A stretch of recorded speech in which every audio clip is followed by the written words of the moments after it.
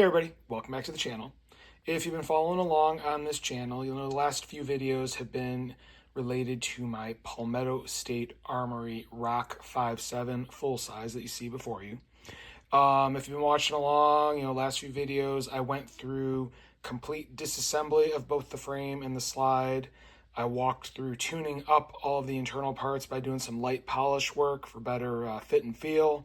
And then I walked through the complete reassembly of the parts. So if you've watched them, thank you. If you haven't watched them and want to check them out, check out my page. You should be able to find them pretty easily. Definitely a lot of good information if you have one of these guns or are interested in purchasing one. So that being said, this video is going to be the results. I got this thing out to the range, so in this video I'm going to kind of walk through how that went, what I did at the range, what my thoughts were on the firearm, and then I do have a bunch of videos from the range so you can see how the thing performed, and then I will follow up with going through and doing like a cleaning / inspection of everything on the firearm, just seeing how things look after putting the rounds down the pipe. So that being said, let me get a few things together and I'll be right back. All right, so first thing is I want to go over the ammo I used. There's not a whole lot of options in 5.7, so I just went ahead and bought bulk of this Fiachi ammo. It was a decent price. It is hollow point, so this is also carry ammo. But just for buying it bulk, buying 1,000 rounds, this was the best deal I could find really for something that would fit the bill. So here you go, 40 grain. Yellow tipped hollow point, or not yellow, just tipped hollow point.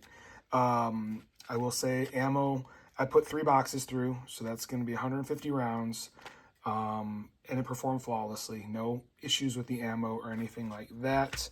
I did pick up 2 random casings off of the ground just to see, and you can see striker hits looked good on both casings, so everything seemed to be functioning with this ammo as it should.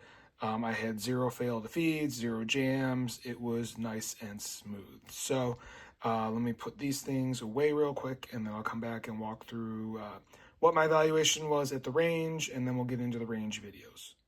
All right, just want to get the ammo put away because I don't like having live rounds anywhere around the firearms, unless necessary. So that being said, what my videos are going to entail is I basically did my normal safety / introduction of a new firearm, and I was using all 3 mags. This comes with 3 mags. They're all 20, or it doesn't come with, but I bought 3 mags. They're all 23 round mags. So my break-in of the mags and safety check of the firearm is each mag I loaded 1 round in, went through those. Then I reloaded them with 2 rounds, went through all 3. 3 rounds, all 3. 4 rounds, 5 rounds.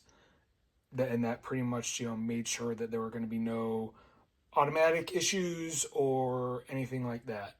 After I ran it that way, I went ahead and loaded each magazine with all 23 rounds.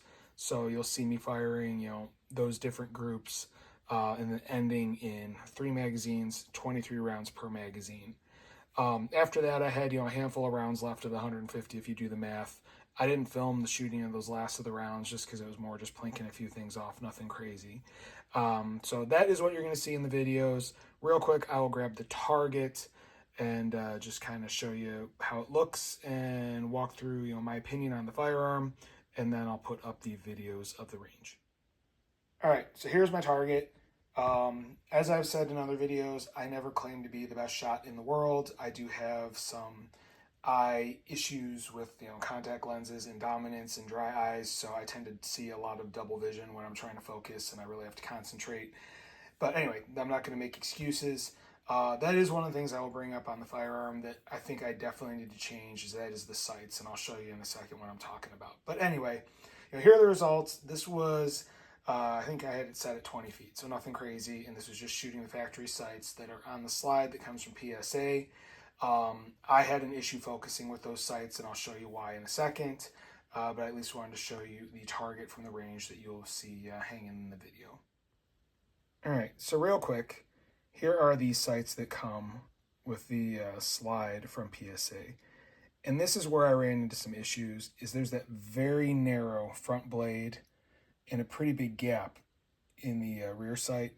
And I just had a lot of issues getting, focus on that front, especially with the eye dominance issues that I have. So I definitely would like to get something that's like more of a blocky front sight with, a dot on it, maybe do a 3-dot system or, a Heine 8 system. I haven't decided yet, but that having those wide gaps on each side of the blade, I just had a real hard time focusing. So that's really the only knock that I'm going to give this firearm. So other than that, I love the way it shoots. I think this is probably my new favorite just go out and plink gun. It shoots smooth, it shoots flat. It is a lot of fun going through 5.7. It's expensive, but it is a lot of fun to shoot. So highly recommend the round. It's a very easy round to shoot. But like I said, I think I am going to adjust the sight or change out the sights on this. I may even get an optic as well. I haven't decided on that because I'm not as big of a fan of an optic, but I definitely need to do something about the sights. I'll have to look into the PSA sight on what fits this. I think it's just standard Glock sights can be swapped on it, but I have to double check. But that will be an upcoming video on this firearm. So that being said, here are the videos of me at the range.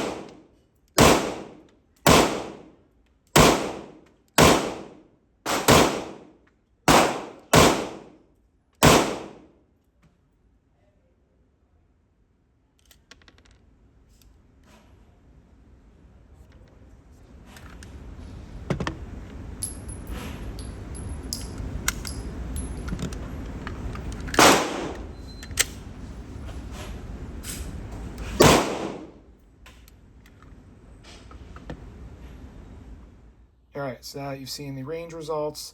Magazines, everything looks pretty good. There's no signs of any like crazy wear or anything on any of these, so very happy. Nothing to worry about there. Again, they all function flawlessly. No problems, with rounds or anything like that. And again, you can see they're 23 round magazines. They load pretty easy, just similar to an AR. You just pop the rounds in one by one. At the top, you don't have to really slide them in per se. They'll just clip down like you're doing 5.56. So I'll go ahead and do a good cleanup of those and whatnot, wipe them down and everything. So next, let me get the slide off of the frame, and then I will show you how everything looks on the inside. One thing I did notice real quick is you can see the extractor. It definitely, like the rounds kick back and hit right there in that area. You can see like it's actually kind of worn the finish away, and that's just from 150 rounds. This thing flings rounds, or the casings. When you're shooting it, I mean, they go flying. I found them like 3 or 4 stalls down from me. I'm sure if anybody was in those stalls, they would have been just oh so thrilled at the casings that were launching at them. But just something to think about. But yeah, I mean, you can see it's already worn the finish off of the outside of the extractor there. So I'm gonna go ahead and get it taken down. It's pretty straightforward. You just have to line up the grooves on the back and pull down on the release bar right there, and the slide will pop right off, but I do need both hands to do that. All right, here we go. Everything is disassembled. Again, you just pull back on the slide ever so slightly, make sure that the trigger and sear is disengaged, and then if you're pulling down on that, you should be able to find the spot where it'll just lift up off of the rails right there, and you can see the groove on the back of the slide is right there. So just takes a little manipulation and it will come right off. So that is taken apart, and first thing I noticed, you can see looks like there is some debris from the actual casings there underneath where the barrel would be, and then you also see the same on the bottom of the barrel, the locking block area. So it does look like, there we go, focus in a little bit better. Add a little bit of material coming off of the cases, it looks like. As far as the slide itself, everything looks pretty good. The breech face looks fine. Just a little bit of that casing debris also in the rails, or the rail grooves. So I'll have to clean that out. And then, like I said before, you've got, the marks there from where it was hitting each of the casings as they ejected.